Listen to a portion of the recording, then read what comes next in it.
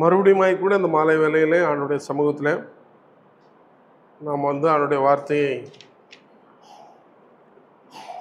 கேட்கக்கூடிய ஒரு ஸ்லாக்கியத்தை ஆண்டவர் நமக்கு தந்திருக்கிறார்.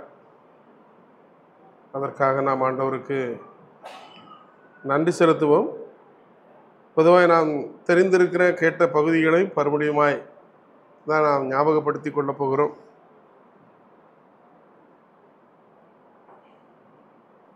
வேதத்தில் அநேக இடங்களிலே நாம் இச்சை என்று சொல்லக்கூடிய ஒரு வார்த்தை, காலையிலும் கூட நாம் அதை குறித்து அந்த பகுதியிலிருந்து தான் தியானித்தோம். இச்சை அப்படின்னா என்ன? பொதுவாக சொல்கிறோம் இச்சை அப்படி என்று சொல்லி நாம் சொல்லுகிறோம். அப்படின்னா என்ன?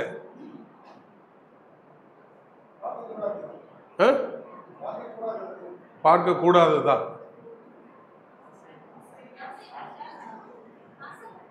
ஆசை.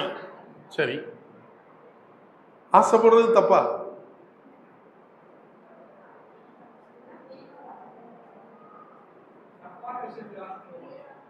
எப்படி? எது தப்பான விஷயம்?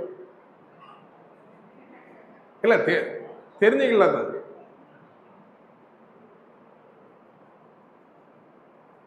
ஒரு வீட்டை பார்த்து நல்லா இருக்கு அப்படின்னு சொல்றது தப்பா? தப்பு இல்லையா? பிறனுடைய வீட்டை இச்சிக்க கூடாதுன்னு இருக்கு வேதம் சொல்லுகிறது, நான் சொல்லல. தெரியுமா? வாசிக்கலாமா? தெரியும்.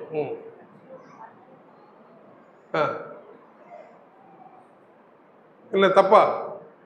இல்லை, எனக்கும் தெரியல. நான் அதை கொஞ்சம் ரொம்ப டீப்பாக யோசிச்சு பார்த்தேன்.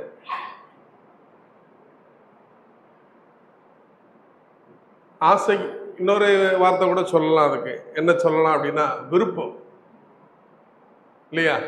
ஆசை, விருப்பம். இதற்கு இச்சை என்று சொல்லி நமக்கு அப்போ உள்ள டிரான்ஸ்லேஷனில் நமக்கு அப்படி டிரான்ஸ்லேஷன் பண்ணியிருக்காங்க. பொதுவாக இச்சை என்று சொன்னால் அது ஆசைப்படுதல், இல்லை நாம் விரும்புதல்.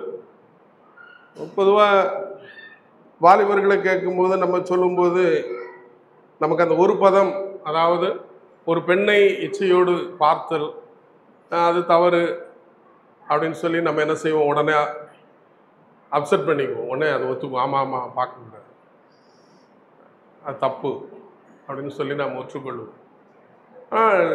வேதத்தில் பார்க்கும் பொழுது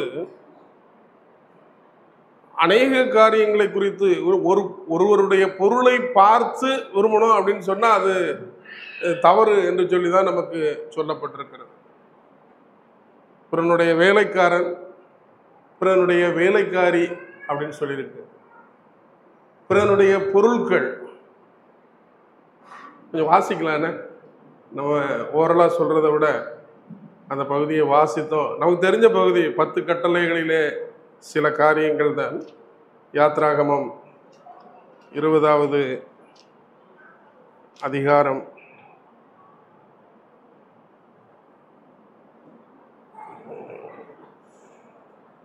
17வது வசனத்தில் நாம் பார்க்கும் பொழுது, பிறனுடைய வீட்டை இச்சியாதிருப்பாயாக, அவனுடைய மனைவியையும் அவனுடைய வேலைக்காரனையும் அவனுடைய வேலைக்காரியையும் அவனுடைய எருதையும் அவனுடைய கழுதையையும் பின்னும் அவனுக்குள்ள யாதொன்றையும் இச்சையாதிருப்பாயாக என்று சொல்லி எழுதியிருக்கு. நம்ம இருக்கிறோமா? இல்லை இப்படி இருக்க முடியுமா? இல்லை, தெரிஞ்சுக்கிறதுக்காக தான் கேட்குறேன். இருக்க முடியுமா?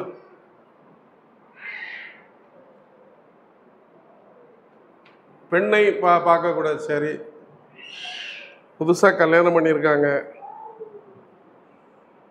புதுசாக நியூ கப்புள், பொண்ணு கல்யாணத்துக்கு போகிறோம்.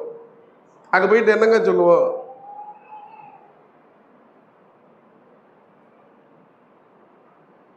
என்ன, யாரும் எதுவும் சொல்ல மாட்டீங்களா? சகோதரிகள்கிட்ட கேட்போம், அங்கே போய் என்ன சொல்லுவீங்க?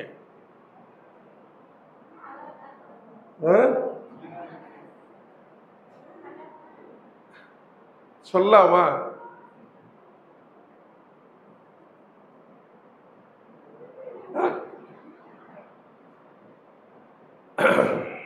அதை குறித்து சிந்திக்கும் பொழுது நம்முடைய வாழ்க்கையிலே நாம் அதிக ஜாக்கிரதை உள்ளவர்களாக இந்த உலகத்திலே காணப்பட வேண்டும் என்பது மாத்திரம் நமக்கு அது நிச்சயம். இதை குறித்து நாம் சொல்ல வேண்டும் என்று சொன்னால், நம்முடைய வாழ்க்கையிலே வேதம் நமக்கு கற்றுக் கொடுக்கக்கூடிய மிகப்பெரிய ஒரு காரியம், உலகத்திலே அவ்வளவு ஜாக்கிரதை உள்ளவர்களாக நாம் இருக்கணும். அதைத்தான் நமக்கு அது நினைப்பூட்டுகிறது. அதாவது இங்கே அந்த பதத்தை குறித்து பார்க்கும் பொழுது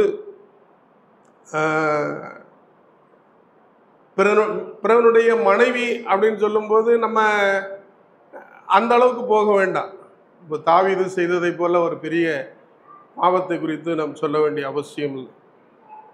ஆனால் இங்கே அந்த பார்க்கிற அந்த பார்வையில் இன்றைக்கு நாம் எதை அங்கே நமக்கு தேவனுடைய வார்த்தை வெளிப்படுத்துகிறது என்று சொன்னால், நம்முடைய பார்வையை குறித்து அதிக ஜாக்கிரதை உள்ளவர்களாக இருக்கணும் அப்படின்னு சொல்லி வேதம் நமக்கு சொல்லுது. அது ஏன் நம்ம உங்களுக்கு அப்படி சொல்றேன் அப்படின்னு சொன்னா, நம்முடைய ஃபோன் இன்னைக்கு ஒருத்தர் வச்சிருக்க மாதிரி நம்மளும் வச்சிருக்கணும் அப்படின்னு ஆசைப்படுறோம். அது தவறு. வேதம் சொல்லுகிறது, மனசும் மாம்சமும் விரும்பினவைகளை அங்கே செய்தாங்க அப்படின்னு சொல்லி சொல்லப்பட்டிருக்கு. அப்படி செய்யலாமா? மனசும் மாம்சமும் விரும்புறதெல்லாம் செய்யலாமா? அப்போ இன்னைக்கு ஒரு ஆசைப்படுறோம், ஒரு போனை ஆசைப்பட்டு வாங்குறது தப்பா? ஆனால் வேதம் அமிதமாகவே சொல்லுகிறது. அநேக காரியங்களை குறித்து பார்க்கும் பொழுது மற்றவனிடத்துல இருக்கிறது என்கிட்ட இருக்கணும் அப்படின்னு நினைக்கிறது தவறு அப்படின்னு தான் வேதம் சொல்லுகிறது. பொதுவாக உலகத்தில் இன்றைக்கு நடந்து கொண்டிருக்கிற நம்முடைய நாட்கள் அது மாத்திரம்தான் இந்த உலகத்தில் நடந்து கொண்டிருக்கிறது. அவன் வீடு நல்லா கட்டினா நான் வீடு நல்லா கட்டணும், அவன் வீட்டில் ஃப்ரிட்ஜ் வாங்கினா நான் ஃப்ரிட்ஜ் வாங்கணும், அவன் ஏசி வாங்கியிருக்கா நான் ஏசி வாங்கணும், அவன் கார் வாங்கியிருக்கா நான் கார் வாங்கணும். எனக்கு தேவை இருக்கா அது தெரியாது. நம்முடைய தேவைக்காக நாம் வாங்குகிறோமா ஒரு பொருள் அப்படின்னு சொன்னா அது ரொம்ப காலங்கள்ல அது இல்லை. நம்முடைய தேவைக்காக இல்லை, நம்முடைய ஆசைக்காக, நம்முடைய விருப்பங்களுக்காகவே இன்றைக்கு உலகத்தில் உள்ள பொருட்களை கூட நம்ம வாங்கக்கூடியவங்களா இருக்கு. இப்போ வேதம் அதை குறித்து நமக்கு சொல்லும் பொழுது அப்படிலாம் செய்யக்கூடாது என்பதை தான் நமக்கு தேவனுடைய வார்த்தை பலவிதமான நிலைமைகளிலே வெளிப்படுகிறது. ஆனால் இது இன்றைக்கு நமக்கு எப்படி இருக்கிறது என்று சொன்னால், இதெல்லாம் பாவம் இல்லை என்று சொல்லி சாதாரண நிலைமையிலே இன்றைக்கு எடுத்துக்கொள்ளக்கூடியவர்களாய், இன்க்ளூடிங் நானும் சேர்த்து தான், இல்லை அப்படின்னு நம்ம சொல்ல முடியாது. அப்படிதான் நம்ம இருக்கிறோம். ஆனால் தேவனுடைய வார்த்தைகளை நாம் கொஞ்சம் ஆழமாய் நாம் சிந்திப்போம் என்று சொன்னால் அவ்வளவு அழகாக நமக்கு அந்த தேவனுடைய வார்த்தை நமக்கு சொல்லப்பட்டிருக்கிறது. அங்கே ஏதோ களவெடுத்தான் அப்படின்லாம் சொல்லலை. அதாவது திருடிட்டான், இல்லை பிறனுடைய பொருளை வஞ்சித்து அவன் திருடி கொண்டான் அது பாவம் அப்படின்லாம் சொல்லலை. பிறனுடைய பொருளை ஒரு வீட்டெல்லாம் திருடிட்டான் அப்படின்னு திருட முடியுமா? இல்லை ஒரு எருதை அவன் திருடிட்டான், இச்சித்து திருடி கொண்டான், எடுத்துக்கிட்டான் அப்படிலாம் சொல்லப்படலை. அதை போல தனக்கு வேணும் அப்படி என்று நினைப்பது, விரும்புவது, ஆசைப்படுவது இச்சை என்று சொல்லி நமக்கு அங்கே சொல்லப்பட்டிருக்கிறது. நானும் கொஞ்ச நேரம் அதை அதிகமாக அந்த இச்சையை குறித்து அதிகமாக யோசித்து கொண்டே இருக்கும் பொழுது எனக்கு ஒன்று பட்டுச்சு. அப்படின்னா என்ன? இந்த வார்த்தையினுடைய ஒரு விரிவு அதுக்கு குறித்து என்ன சொல்லப்பட்டிருக்கிறது என்று சொன்னால், நீங்கள் தமிழில் அடித்து பார்த்தாலே வந்துடுது. அது ஆசை, விருப்பம். இன்னும் ஆழமாக சொல்லும்போது அநேக காரியங்களை குறித்து அதுக்கு சொல்லலாம். அது கட்டாயப்படுத்தி விரும்புவது, இல்லை பாலியல் ரீதியிலே அதை விரும்புவது, இல்லை பலவிதமான நிலைமையில் அங்கே சொல்லப்பட்டிருக்கிறது. ஆனால் சாதாரணமாய் நம்முடைய வாழ்க்கையில அது எதை நமக்கு கொண்டு வருகிறது என்று சொல்லி பார்க்கும் பொழுது, இதை நமக்கு விருப்பம் இல்லை ஆசைப்படுதல் என்கிற அந்த பதத்தை நமக்கு இந்த காரியம் வெளிப்படுத்துகிறதை நான் பார்க்க முடியும். ஒரு வசனத்தை வாசிப்போம். 1 யோவான் 2ஆம் அதிகாரம் 16வது வசனம்.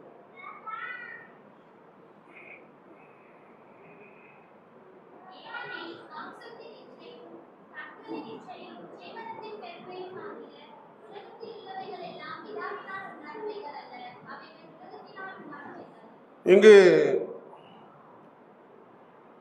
அடிக்கடி நாம் தியானித்திருக்கிற ஒரு பகுதி 3 இச்சைகளை குறித்து அந்த பகுதியில் நமக்கு சொல்லப்பட்டிருக்கிறதை நாம் பார்க்க முடியும். மாம்சத்தின் இச்சை, கண்களின் இச்சை, அங்கே ஜீவனத்தின் பெருமை, இவைகளெல்லாம் உலகத்தில் உள்ளவைகள் என்று சொல்லி அங்கே சொல்லப்பட்டிருக்கிறது. இவைகளெல்லாம் உலகத்தில் உள்ளவைகள். அப்போ இதுல ஒரு காரியத்தை மட்டும் எடுத்துக்கொள்ளும். நம்முடைய கண் பொதுவாய் அந்த இச்சிக்கிற காரியம் என்று சொல்லும் பொழுது நம்முடைய கண் ரொம்ப முக்கியம். ஏன்னா அதன் வழியாக தான் என்ன செய்யுது எல்லாமே, அந்த அந்த அதன் வழியாக தான் எல்லாம் என்ன செய்யுது, நம்முடைய இருதயத்திற்குள்ளாய் அங்கே போகக்கூடியதாக இருக்கிறது. அப்ப நம்முடைய கண்ணை குறித்து அங்கே அதிக ஜாக்கிரதை உள்ளவர்களாக நாம் காணப்பட வேண்டும். பொதுவாக அந்த காலத்தில் சொல்லும் பொழுது படம் பார்க்கறத குறித்து அதிகமாக சொல்லுவாங்க. அப்புறம் இடப்பட்ட நாளில் சீரியலை குறித்து அதிகமாக பார்க்குறாங்க அப்படின்னு சொல்லக்கூடிய காலம் இருந்தது. இப்பொழுது நான் பார்க்கிற நிலைமை எல்லாத்துக்கும் என்ன செய்ய வேண்டியதில்லை, எல்லாத்துக்கும் டிக்கெட் போட்டுலாம் போகணுன்னு அவசியம் இல்லை. ஒரு காலத்தில் டிக்கெட் போட்டு போய் பார்த்தா தான் எதையும் பார்க்க முடியும். கொஞ்சம் வீட்டுக்குள்ளே வந்துச்சு, இப்போ கையில் இருக்குது. இப்போ யாரும் டிவி பார்க்கணும், நாடகம் பார்க்கணும் அப்படின்னு இல்லை. சாமானியப்பட்டவர்கள் கூட இன்றைக்கு என்ன செய்கிறோம், அதிக நேரமாக மொபைல் ஃபோனில் பார்க்குறது இன்றைக்கு ஜாஸ்தியாகி போச்சு. எனக்கே கொஞ்சம் நிறுத்தணும் அப்படின்னு தோணும். ஆனால் உண்மையிலே அது ஒரு அடிக்ட் தான். பார்க்குறோம், ஆனால் எதை பார்க்குறோம், தேவையில்லை உள்ள காரியங்களை அரை மணி நேரம் பார்க்குறோம், தேவையில்லாத காரியங்களை 5 மணி நேரம் பார்க்குறோம். தேவை இருக்கிற காரியங்கள் அரை மணி நேரம் பார்ப்போம். ஏதாவது பைபிள் இருக்குல்ல, ஒரு வசனம் இருக்குது, இல்லாத சம்பந்தமாக ஏதாவது இருக்குது, இல்லாத சம்பந்தமாக ஏதாவது செய்தி இருக்குது அப்படின்னு நம்ம பார்க்குறோம். ஒன்றும் பார்க்கல அப்படின்னு நம்ம சொல்ல முடியாது, பார்க்குறோம். ஆனால் தேவை இருக்கக்கூடிய காரியங்களை பார்ப்பதை விட தேவையற்ற காரியங்கள், நம்மளா போகணுன்னு அவசியம் இல்லை, அதை அள்ளி கொண்டு போட்டுருது. நீங்கள் இப்படி தட்டிட்டு அப்படி தட்டினீங்கன்னா அதுக்குள்ளே என்ன செஞ்சிடும், வேறு ஒரு காரியம் அங்கே வருகிறதை நாம் பார்க்க முடியும். அப்போது நம்முடைய கண்களை குறித்து அதிக ஜாக்கிரதை உள்ளவர்களாக வாழக்கூடிய நாட்களிலே நாம் இருக்கிறோம். ஒரு வசனம் இப்படி சொல்லுது, நீதிமொழிகள் 27வது அதிகாரம் 20வது வசனம். நீதிமொழிகள் 27வது அதிகாரம் 20வது வசனம்.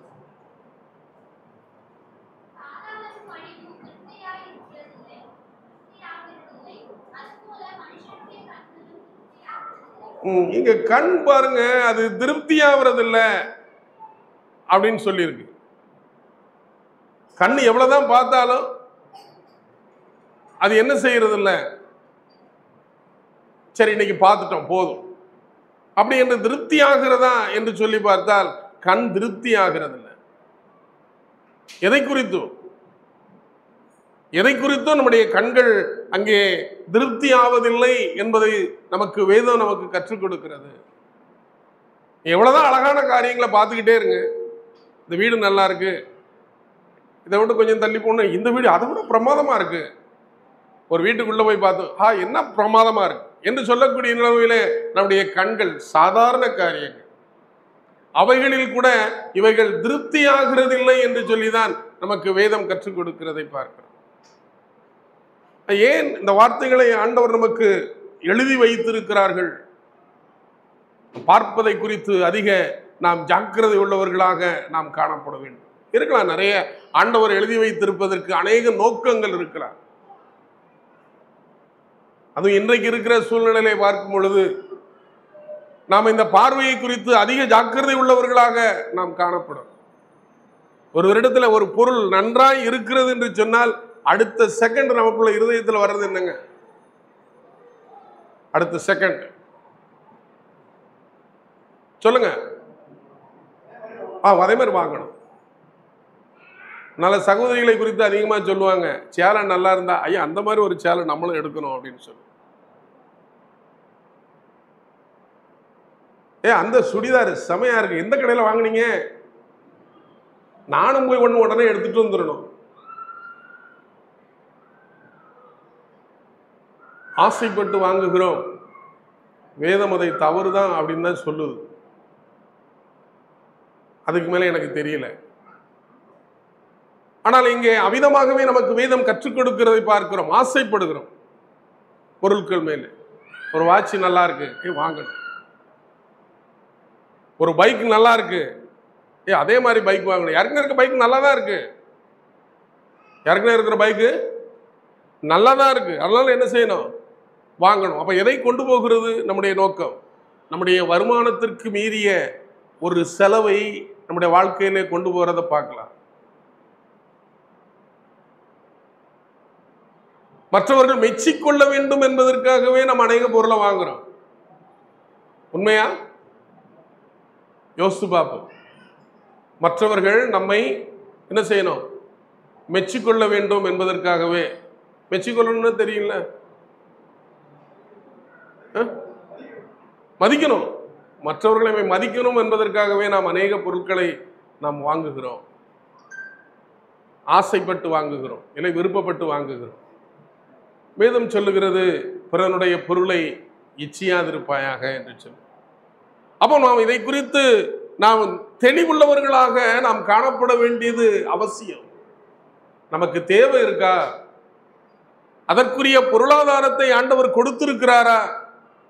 நம்ம வாங்கலாம், நம்ம வாங்கலாம். ஒருவேளை ஆண்டவர் அதற்கேற்ற பொருளாதாரத்தை நமக்கு கொடுக்கல, ஆனா நம்ம என்ன செய்யக்கூடாது? கொஞ்சம் யோசிக்கணும். அதை குறித்து நாம் யோசிக்க வேண்டியவர்களாய் நாம் இருக்கிறோம். அப்போ நம்முடைய பார்வை அது எப்படி இருக்கிறது? பார்க்கிறதுனாலே கண் திருப்தி ஆகிறதில்லை என்று சொல்லி வேதம் நமக்கு சொல்லுகிறதை நாம் பார்க்கிறோம். சில வசனங்கள் நமக்கு, வேத வசனங்கள் ஸ்திரீகளை குறித்து நமக்கு அதிகமாய் சொல்லி இருக்கிறதை பார்க்க முடியும். மத்தேயு எழுதின சுவிசேஷம் 5ஆம் அதிகாரம் 28ஆம் வசனத்தில் ஆண்டவர் இந்த உலகத்தில் இருந்த பொழுது சொன்னார், ஒரு ஸ்திரீயை இச்சையோடு பார்க்கிறவன் அவளோடு விபச்சாரம் செய்தாயிற்று என்று சொல்லுகிறார். எவ்வளோ ஒரு, அந்த வார்த்தையை பாருங்க, எவ்வளோ ஒரு கடினமான நமக்கு அங்கே சொல்லப்பட்டிருக்கிறதை நாம் பார்க்கிறோம். அப்போ விருப்பப்படுதல், ஆசைப்படுதல், அப்ப நம்முடைய பார்வை எவ்வளவு பரிசுத்தமாக அது காணப்பட வேண்டும். அங்கே நம்முடைய பார்வை சுத்தமா இருக்கணும். அப்ப அதை குறித்து நாம் அதிக ஜாக்கிரதை உள்ளவர்களாக நாம் இருக்கணும். யோபு விதமாய் அந்த வார்த்தை குறித்து சொல்லுகிறார். யோபு 31ஆம் அதிகாரம் 1வது வசனம்.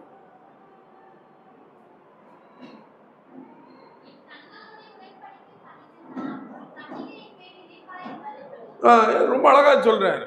நான் ஒரு கண்ணோட உடன்படிக்கை பண்ணி இருக்கிறேன், அது பாவம் செய்யக்கூடாது. கண்ணோட ஒரு உடன்படிக்கை பண்ணி இருக்கிறேன், அந்த கண் அது பாவம் செய்யக்கூடாது என்று சொல்லி. ஆனால் இந்த இருதயம் எப்படி இருக்கா? ஒரு கன்னிகையினுடைய நினைவாக நான் இருப்பது எப்படி என்று சொல்லி சொல்றார். அது எப்படி? பொதுவாக லவ் பண்றது தப்பா அப்படின்னு கேட்பாங்க. அவர்களுக்கு இந்த வசனம் தான் சொல்லணும். எப்படி இப்படி செய்யலாமா? வேதம் சொல்லுகிறது செய்யக்கூடாது. கண்ணோடு உடன்படிக்கை பண்ணியிருக்கிறேன், அது பரிசுத்தமாக இருக்கணும் அப்படின்னு சொல்லி நான் உடன்படிக்கை பண்ணியிருக்கிறேன். அவர் சொல்லுகிறார், நான் அப்படி உடன்படிக்கை பண்ணியிருக்கிறேன், நான் ஒரு கன்னிகையின் மேலே நான் நினைவாக இருப்பது எப்படி அப்படின்னு சொல்லி.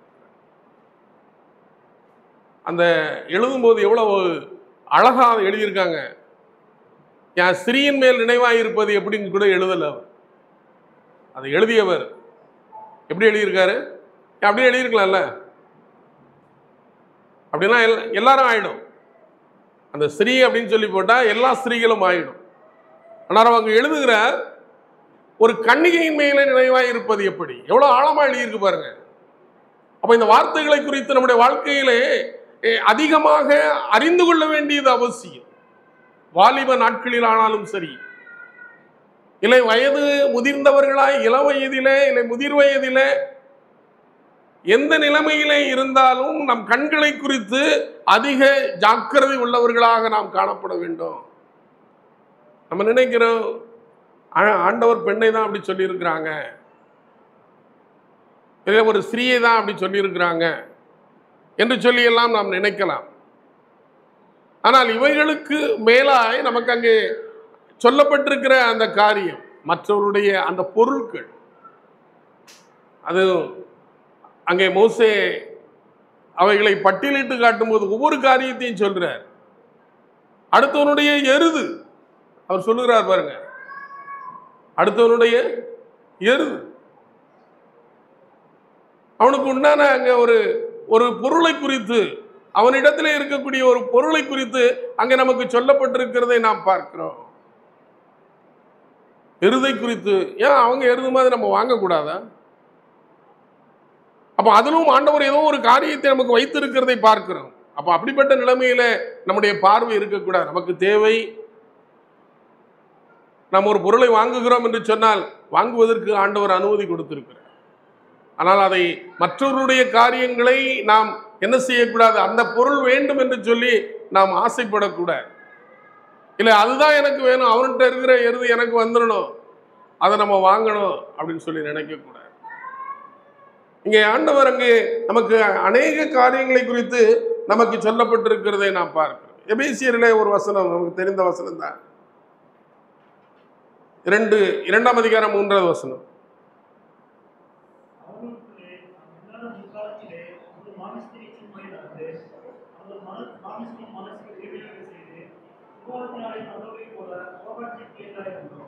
இங்கே மாம்சமும் மனசும் விரும்பினவைகளை செய்யக்கூடியவர்கள் கோபாக்கினுடைய பிள்ளைகள் என்று சொல்லி சொல்லப்பட்டிருக்கிறது. நம்முடைய வாழ்க்கையில நாம் விருப்பம் போல வாழலாமாங்க?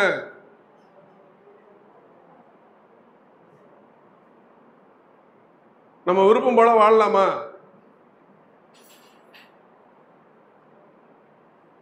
நம்ம மனசு மாம்சம் விரும்புது, எனக்கு சரின்னு படுதுங்க நான் செய்யறேன் அப்படின்னு நம்ம சொல்லாமா? சொல்லக்கூடாது.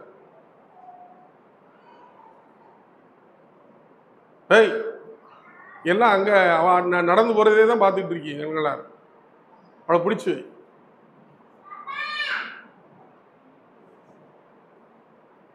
அப்போ நம்முடைய மனசும் மாம்சமும் விரும்பினவைகளை செய்கிறவர்கள் கோபாக்கினையினுடைய பிள்ளைகள் என்று சொல்லப்பட்டிருக்கிறது. அப்ப அதை மீறி நம்முடைய மனசு என்ன சொல்லுதோ, நம்முடைய மாம்சம் என்ன சொல்லுதோ, நம்ம அமைகளின்படி நாம் செய்யக்கூடியவர்களாக இருப்போம் என்று சொன்னால் நாம் கோபாக்கினையின் பிள்ளைகள் தான். ஊழியத்துக்கு போனோம் அப்படின்னு சொல்லி ஆவி சொல்லும், நம்முடைய மனசு என்ன சொல்லும், வேண்டாம் வேண்டாம் என்று சொல்லி அது என்ன செய்யும், அது சொல்லும் உடம்பு ஒத்துழைக்கல, உடம்பு டயர்டா இருக்க முடியல, அப்படி நிற்போம் அப்படின்னு சொன்னா நம்முடைய மனசு விரும்புது, நம்முடைய மனசும் மாம்சமும் இதை தான் சொல்லும், ரெஸ்ட் எடுக்க சொல்லும். ஆனால் ஆவி வேறொரு தேவனுடைய காரியத்தை ஏவக்கூடியதாக இருக்கு. வேதம் சொல்லுகிறது ஆவி உற்சாகம் உள்ளது என்று சொல்லப்பட்டிருக்கிறது, மாம்சமோ அது பலவீனம் உள்ளது என்று சொல்லப்பட்டிருக்கிறது. அப்போ சில நேரங்களிலே நம்முடைய மனசும் மாம்சமும் விரும்பினவைகளை நாம் செய்ய கூடாது என்பதை தான் நமக்கு வேதம் நினைப்பூட்டுகிறதை பார்க்க. சில காரியங்களுக்காக எனக்கு ஜெபிக்கும் போதெல்லாம் ஒரு காரியம் மட்டும் எனக்கு ஞாபகம் வரும்.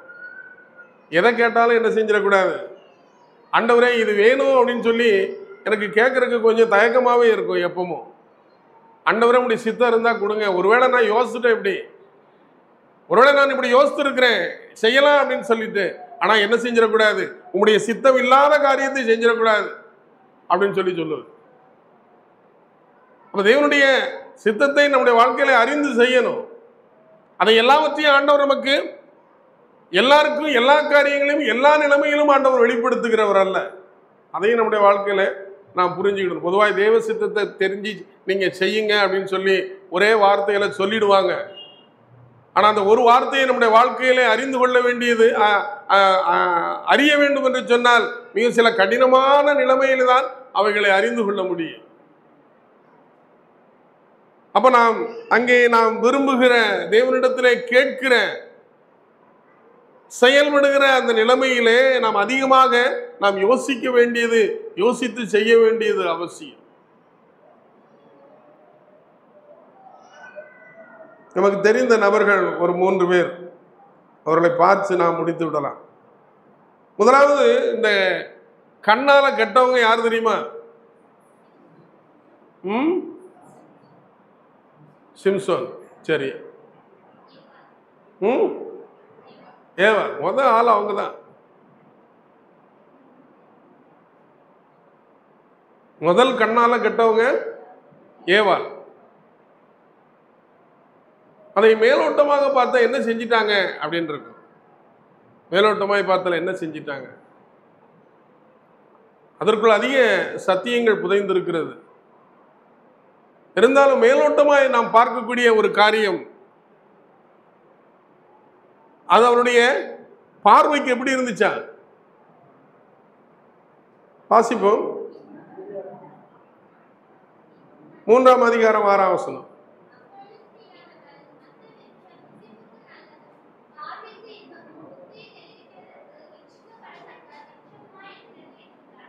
பார்வைக்கு அது இன்பமா இருந்துச்சா? எப்படி இருந்துச்சா? இன்பமா இருந்துச்சு. அப்படின்னா பார்க்கறதுக்கு ரொம்ப சந்தோஷமா இருந்துச்சா? அந்த பழத்தை பார்க்கும் போதே அவங்களுக்கு என்ன செஞ்சிருக்கு? சந்தோஷமா இருந்திருக்கு. அதனால அவங்க என்ன செஞ்சிட்டாங்க? பறிச்சு சாப்பிட்டாங்க. ஆனால் தேவனுடைய வார்த்தையை மீறினார்கள் என்று சொல்லி அங்க வேதம் சொல்லுகிறது. ஆனால் அங்க ஏவாளுடைய வாழ்க்கையில பார்க்கும் பொழுது அது பார்வைக்கு அது இன்பமாக இருந்தது. அப்ப பார்க்க அழகா இருக்குன்னா கொஞ்சம் யோசிக்கணும். பார்க்கிறதுக்கு அழகா இருக்கு ஒரு பொருள் அப்படின்னா கொஞ்சம் நிதானிக்கணும். நம்ம எங்கேயோ என்ன செய்ய போறோம், உழ போறோம் அப்படின்றத மட்டும் என்ன செஞ்சுக்கணும், வாழ்க்கையிலே நாம் தெரிந்து கொள்ள வேண்டும். இன்னைக்கு பொண்ணு பார்க்கறதுக்கு பயோடேட்டா ஏதாவது கொடுத்தாங்கன்னா முதல்ல அங்கே எழுதியிருக்குது பார்த்தீங்கன்னா, முதல்ல ஃபேரா இருக்கணும். அப்படின்னா என்ன அர்த்தங்க? அப்படின்னா என்ன அர்த்தம்? புரியல. எனக்கு இங்கிலீஷ் தெரிஞ்சவங்க சொல்லுங்க, எனக்கு சரியா தெரியல, அதனால தான் கேட்குறேன். ஃபேர் அப்படின்னா சொல்லு, லிட்ரேச்சர். அது அழகா இருக்கணும். நம்ம அழகா பார்த்தோம்னா எங்கேயோ என்ன செய்ய போறோம், உள்ள உழ போறோம், எந்திரிக்க முடியாது. அப்புறம் உளுந்தது தான். அழகா பார்த்து நம்ம விழுந்தோம் அப்படின்னு சொன்னா நம்முடைய வாழ்க்கை ரொம்ப கஷ்டம். சாட்சி யாரு? ஏவாள். அவர்கள் விழுந்து போனார்கள் என்று சொல்லி தான் நமக்கு வேதம் சொல்லுகிறதை பார்க்கிறோம். அங்கே பார்வைக்கு அது எப்படி இருந்துச்சா? இன்பமாக இருந்தது என்று சொல்லி பார்க்க. சாதாரணமாக சொல்லுவாங்க, அந்த காலத்துலலாம் ஒரு குடும்பத்தெல்லாம் விசாரிப்பாங்க அப்படின்னு சொல்லி. பொண்ணு பார்த்தா மாப்பிள்ளை பார்த்தா குடும்பத்தெல்லாம் விசாரித்து பார்ப்பாங்க. எந்த குடும்பம், எங்கள் ஊர், அவங்க முன்னோர்கள்லாம் எப்படி இருந்தாங்க, அப்போ இந்த பிள்ளை நல்லா இருக்கும். நேற்று ஒரு கல்யாணத்துக்கு போயிருந்தேன். அப்போ அங்கே கொஞ்சம் வித்தியாசமாக பண்ணியிருந்தாங்க. அதாவது என்ன அப்படின்னா, பையனோட தாத்தா பாட்டி இல்லை, அவங்களுடைய அம்மாவில் இருந்து என்ன செஞ்சாங்கன்னா, இவங்கெல்லாம் இங்கெங்கே இருந்தாங்க, இப்படி இருந்தாங்கன்னு சொல்லி எல்லாத்தையும் சொன்னாங்க. அவங்கெல்லாம் என்ன வேலை பார்த்தாங்க அப்படின்னு சொல்லி, எங்கெங்கெல்லாம் இருந்தாங்க, இந்த ஃபேமிலி நாங்கள்லாம் பெரிய ஃபேமிலி அப்படின்னு சொல்கிறதுக்காக அவ்வளோ காரியங்களை என்ன செஞ்சுருந்தாங்கன்னா, அவங்க 2 வீட்டாரும் அவ்வளோ தூரத்துக்கு அதை சொல்லியிருந்தாங்க. நான் இன்றைக்கு நாம் அவிதமாய் பார்க்கிற பழக்கம் இருக்குதா அப்படின்னு சொன்னால் இல்லை. பார்வைக்கு முதல்ல அழகா இருக்கா, அப்புறமா அடுத்த கதையை பேசுவோம். முதல்ல பொண்ணு கலரா இருக்கணும், அப்போ பேசுவோம். கருப்பா இருந்தாலும் பேச முடியாது, வேண்டாம். இன்றைக்கு அதிகமாய் அவைகளை நாம் கேள்விப்படுகிறோம். அப்ப பார்வைக்கு அழகாக இருக்கிறது என்று சொன்னால் அங்க உள்ள ஏதோ ஒன்று இருக்கு. அப்படிதான் நமக்கு வேதம் சொல்லுகிறது. அந்த அம்மா பார்த்தாங்க, அழகா இருந்துச்சு, எல்லாம் செஞ்சாங்க, கடைசியில தோட்டத்தை விட்டு விரட்டப்பட்டார்கள். அப்ப நம்முடைய வாழ்க்கையிலே நாம் பார்க்கிற அந்த பார்வையை குறித்து அதிக ஜாக்கிரதை உள்ளவர்களாக இருக்கணும். மொபைல் பார்க்குறோம், ரொம்ப அழகா ரொம்ப ரசிச்சு நம்ம அதை பார்த்துக்கிட்டு இருக்கோம் அப்படின்னு சொன்னா ரொம்ப நாம் ஜாக்கிரதை உள்ளவர்களாக நாம் காணப்பட வேண்டும்.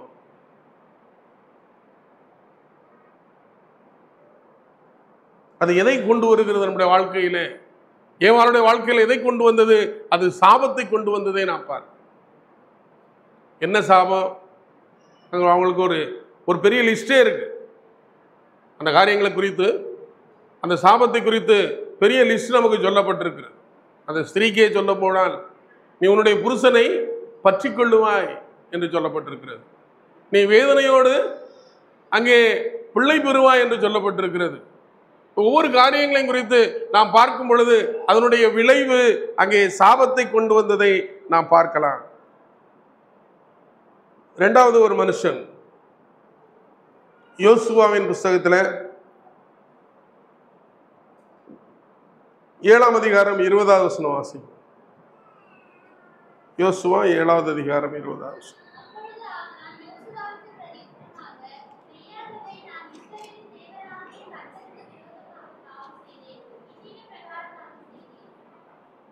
அங்கே ஆகான் அங்கே எரிகோவுக்குள்ளாக போன பொழுது அவருடைய கண்கள் இச்சித்து அங்கே என்ன செய்தார்? அவர் அநேக காரியங்களை அவர் கொண்டு என்ன செய்தார்? தன்னுடைய வீட்டிலே, தன்னுடைய கூடாரத்துக்கடியில அங்கே அவர் புதைத்து வைத்தார் என்று சொல்லி நாம் பார்க்கிறோம்.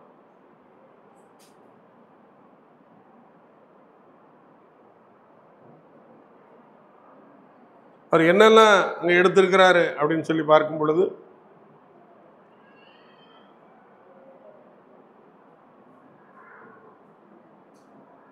நல்ல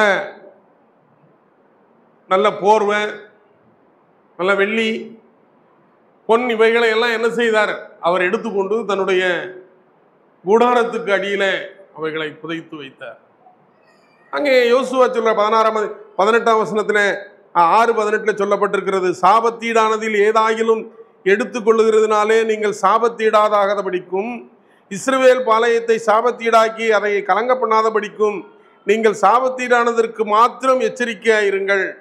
சகல வெள்ளியும் பொன்னும் வெண்கலத்தினாலும் இரும்பினாலும் செய்யப்பட்ட பாத்திரங்களும் கர்த்தருக்கு பரிசுத்தமானவைகள், அவைகள் கர்த்தரின் பொக்கிஷங்களிலே சேரும் என்று சொல்லியிருக்கிறார். ஆனால் அவைகளெல்லாம் இச்சித்து என்ன செய்தான்? இவன் எடுத்துக்கொண்டதை நாம் பார்க்கிறோம். அப்போ அவனுடைய கண் அங்கே பார்த்ததினாலே அவன் இவ்விதமாய் அவைகளை எடுத்துக்கொள்ளக்கூடியவனாக அங்கே மாறி போகிறதை பார்க்க. ஒரு இந்த பகுதியிலே பார்க்கும் பொழுது அங்கே யோசுவா சொல்லி இருந்தார், நீங்க எடுக்கக்கூடாது அப்படின்னு சொல்லி. அதனால் இவர் எடுத்துக்கொண்டு போய் அங்கே வைத்திருக்கிறதை நாம் பார்க்கிறோம்.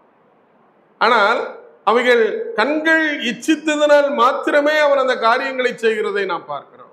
அப்ப கண்ணை குறித்து நாம் அதிக ஜாக்கிரதை உள்ளவர்களாக நம்முடைய வாழ்க்கையிலே நாம் காணப்பட வேண்டும்.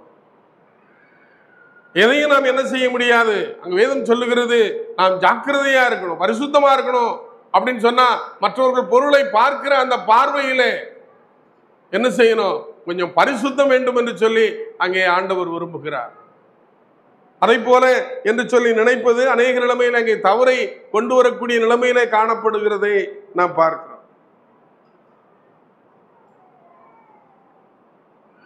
அங்கே மூன்றாவதாக தாவீதை குறித்து பார்க்கிறோம். காலையில நாம் யோசித்தோம், அதை தியானித்தோம். அங்கே தாவீது அவன் உப்பரிக்கையிலே அவன் உலாவிக் கொண்டிருந்தான். அவன் அவனுடைய கண்களினாலே அவன் அங்கே அதை பார்த்ததினாலே அவன் அநேக தவறுகளை படிப்படியாக செய்யக்கூடியவனாக அங்கே மாறி போகிறதை பார்க்கிறோம். அதுவும் அவனுடைய வாழ்க்கையிலே சாபத்தை கொண்டு வந்ததாக பார்க்கிறோம். ஆண்டவர் சொல்லுகிறார், அங்கே அந்த பிள்ளை இறந்து போனது மாத்திரமல்ல, பட்டயம் அங்கே உன்னை தொடரும் என்று சொல்லி ஆண்டவர் சொல்லு. தாவீதுடைய வம்சத்தை அங்கே பட்டயம் தொடரும் என்று அங்கே சொல்லப்பட்டிருக்கிறதை நான் பார்க்கிறேன். எவ்விதமாய் அங்கே அவர்கள் எல்லாம், இவர்கள் மூவருடைய வாழ்க்கை, அநேகர் உண்டு, இவருடைய மூவருடைய வாழ்க்கையிலும் அவர்கள் கண்கள் இச்சித்ததனாலே அவர்கள் சாபத்துக்குள்ளானார்கள் என்று சொல்லி நாம் பார்க்கிறோம். அப்ப அதை குறித்து நம்முடைய வாழ்க்கையிலே நாம் ஜாக்கிரதையாக இருக்க வேண்டும். இந்த சாபத்திலிருந்து நம்மை விடுதலையாக்குவதற்காகவே நம்முடைய ஆண்டவராகிய இயேசு கிறிஸ்து இந்த உலகத்தில் அங்கே வந்தார் என்று சொல்லப்பட்டிருக்கிறது. அந்த விழுந்து போன அந்த ஏவாள் ஆதாமுடைய வாழ்க்கையில அவர்கள் இழந்து போனதை மறுபடியுமாய் அவருடைய வாழ்க்கையிலே ஆண்டவர் பெற்றுத் தருவதற்காய், அவர்கள் பாவத்திலே விழுந்து போன அந்த நிலைமையிலிருந்து அவர்களை திரும்பவுமாய் அவர்களை உயிர்ப்பிப்பதற்காக ஆண்டவராகிய இயேசு கிறிஸ்து அங்கே கல்வாரியிலே தன்னை ஒப்பு கொடுத்ததை பார்க்கிறோம். இங்கே பாவம் செய்த ஆத்துமா அது சாகும் என்று சொல்லப்பட்டிருக்கிறது. நம்முடைய மரணத்திலிருந்து நம்மை மீட்டெடுப்பதற்காக நம்முடைய ஆண்டவராகிய இயேசு கிறிஸ்து நமக்காக நாம் நிற்க வேண்டிய அந்த இடத்துல நமக்காக நம்முடைய ஆண்டவராகிய இயேசு கிறிஸ்து அங்கே சிலுவையிலே நின்று அடிக்கப்படுகிறதை பார். அப்போ அந்த கண்களினால் செய்த அந்த பாவம், அப்ப ஆண்டவருடைய பிள்ளைகளாக இருக்கக்கூடிய நாம் தேவனுடைய பிள்ளைகளாக இருக்கிறோம். நாம் பாவத்திலிருந்து நாம் விடுதலையாக்கப்பட்டிருக்கிறோம். நம்மை ஆண்டவர் நம்முடைய பாவங்களிலிருந்து நம்மை சுத்திகரித்திருக்கிறார். அப்ப நம்முடைய வாழ்க்கையில நாம் எவ்வளவு ஜாக்கிரதையாய் எச்சரிக்கையாய் இந்த உலகத்திலே நாம் வாழ வேண்டியது அவசியம். உலக மனுஷர்களைப் போல நாம் இந்த உலகத்திலே நாம் வாழ்ந்து விட முடியாது. நம்ம அநேக நேரம் சொல்லுவதை போல உலக மக்களுக்கும் நமக்கும் என்ன வித்தியாசம் இருக்கிறது? அவர்களைப் போலயே நம்முடைய வாழ்க்கையை நாம் நடத்தி கொண்டிருக்கக்கூடியவர்களாய் நாம் காணப்படுகிறோம். சாயங்காலம் ஒருத்தட்ட பேசிட்டு இருக்கும்போது சொன்னோம், அதாவது என்ன அப்படின்னு சொன்னா, இந்த உலகத்திலிருந்து போகும் பொழுது ஒரு கால் தூசியை கூட நம்மளால கொண்டு போக முடியாது. ஒரு காதருந்த ஊசி கூட நம்மோடு கூட வராது. கையில கொஞ்சம் மோதிரம் போட்டிருக்கீங்கன்னா எல்லாத்தையும் கட்டிட்டு விட்டுருவாங்க. ஒரு வாட்ச் இருந்தா கூட லாஸ்ட்ல ஆணி அடிக்கிறதுக்கு முன்பாக எல்லாத்தையும் என்ன செஞ்சிருவாங்க, எடுத்துட்டு தான் அடிப்பாங்க. ஒன்றையும் கொண்டு போக முடியாது. அதனால் நாம் இந்த உலகத்தை விட்டு கொண்டு போக போகிறோம்? ஒன்றுமில்லை. அதனால் நாம் சபதரிக்கிற பொருள்களை குறித்து, நம்முடைய விருப்பப்படுகிற ஆசைப்படுகிற பொருள்களை குறித்து நாம் ஜாக்கிரதை உள்ளவர்களாக நாம் காணப்பட வேண்டும். அது ஆண்டவருக்கு பிரியமா? இல்லை என்னுடைய பார்வை ஆண்டவருக்கு பிரியமாய் நான் பார்த்து கொண்டிருக்கிறேனா? என்னுடைய பார்வை சரியாக இருக்கிறதா? என்னுடைய கண் சரியா இருக்குதா? நாம் பார்க்கிற காரியங்களை எல்லாம் வாங்கணும்னு சொல்லி யோசிச்சுட்டு இருக்கணும். ஜாக்கிரதையாய் நம்முடைய பார்வையை குறித்து, நம்முடைய கண்ணை குறித்து நாம் இந்த உலகத்தில் அதிக ஜாக்கிரதை உள்ளவர்களாக நாம் காணப்பட வேண்டும். அதைத்தான் வேதம் நமக்கு ஒரு முறை நமக்கு எச்சரிக்கிறதை பார்க்கிறோம். கர்த்தர் இந்த வார்த்தைகளை ஆசீர்வதிப்பாராக. ஆமென்.